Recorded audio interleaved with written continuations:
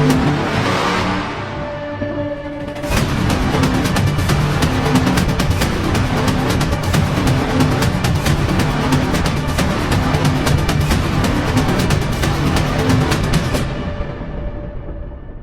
semuanya, kami dari kelompok 7 akan menceritakan kisah inspiratif tentang tokoh cendekiawan muslim di Indonesia. So, stay tune.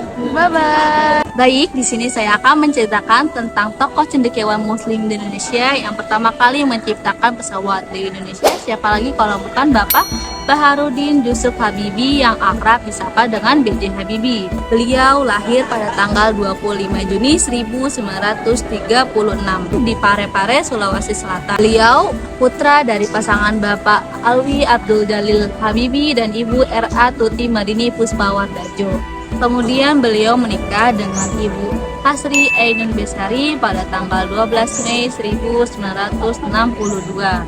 Kemudian dari pernikahan mereka dikaruniai anak yang bernama Ilham Akbar Habibie dan Thorik Kemal Habibie. Dan beliau merupakan presiden ketiga Republik Indonesia. Saat kuliah, beliau mengambil jurusan teknik mesin di Institut Teknologi Bandung atau sering dikenal dengan ITB. Kemudian ia melanjutkan studinya di Universitas Delft, Belanda. Namun karena adanya perpecahan masalah antara Indonesia dengan Belanda, beliau pindah ke Universitas RWTH Jerman dengan mengambil spesialisasi konstruksi pesawat terbang dan selesai pada tahun 1960 dengan gelar Diplom Engineer. Inilah pesawat N250 mahakarya almarhum Presiden ketiga Indonesia, B.J. Habibie. Pesawat yang diberi nama Gatot Kaca ini menjadi tonggak sejarah pembuatan pesawat oleh anak bangsa. Dirintis sejak tahun 1986, butuh 9 tahun untuk mewujudkan mimpi Indonesia memiliki pesawat terbang sendiri. Dan momen bersejarah itu hadir pada bulan Agustus 1995, saat untuk pertama kalinya pesawat N250 mengangkasa secara resmi. Hal ini sekaligus menjadi kado ulang tahun kemerdekaan Indonesia yang ke-50 tahun.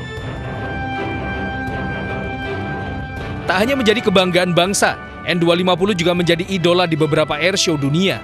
Salah satunya di Le Beau, Prancis, airshow tahun 1997. Mengusung teknologi fly-by-wire, N250 Gatot Kaca menjadi pesawat penumpang paling canggih di masanya.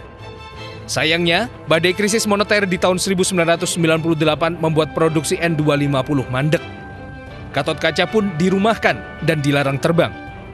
Dan sejak saat itu, proyek nasional pesawat N250 tersisihkan dan terabaikan.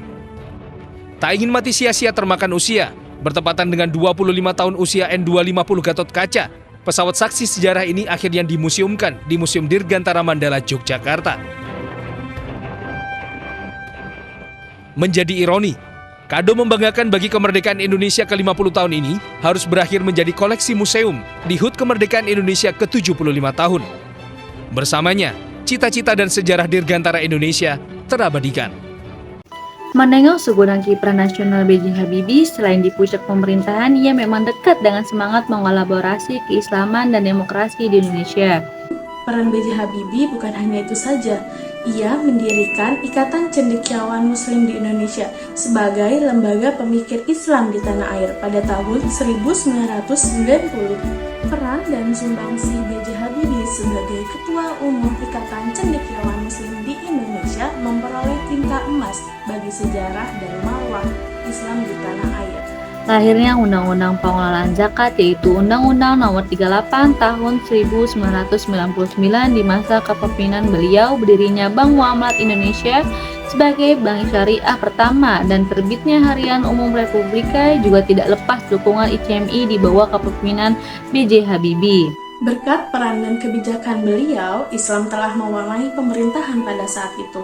Beliau memperbolehkan anak sekolah untuk menggunakan hijab. Beliau juga menggagas sekolah modern yang membenahi pendidikan Islam agar lebih kompetitif dan maju dengan biaya yang gratis. ICMI juga mendirikan sekolah Insan Cendia di Serpong. Di periode awal berdirinya ICMI, sekolah tersebut berjalan dengan seperti yang diharapkan. Secara struktural, ICMI berada langsung di bawah pembinaan BPPT yang dipimpin Habibie sendiri. Perkembangan ICMI yang begitu pesat membuat pemerintahan terkesima. ICMI kemudian diubah statusnya menjadi sekolah negeri agama atau madrasah aliyah di bawah Kementerian Agama.